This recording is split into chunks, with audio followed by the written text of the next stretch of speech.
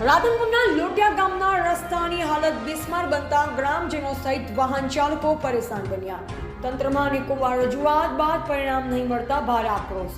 રાધનપુર તાલુકાના લોટિયા દૂધ ડેરીથી પ્રાથમિક શાળા, પંચાયત તેમજ ગાજીસરથી ઠીકરિયા જતા રસ્તાની હાલત બિસ્માર બની ઠેર ઠેર ગંદકી અને ખાણાઓનું સામ્રાજ્ય જોવા મળ્યું.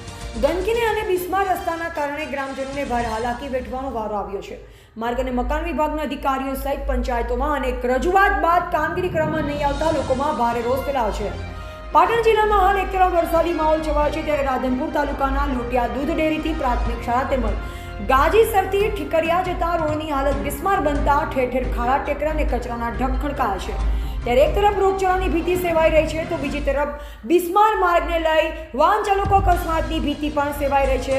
માર્ગ પર કાદવ કીચડનું ભરપૂર માત્રામાં સામ્રાજ્ય હોય. રસ્તો બિસ્માર બનતા વરસાદી પાણી ભરાતા વાહન ચાલકો, રાહદારીઓ માટે રસ્તો જોખમી બન્યો છે.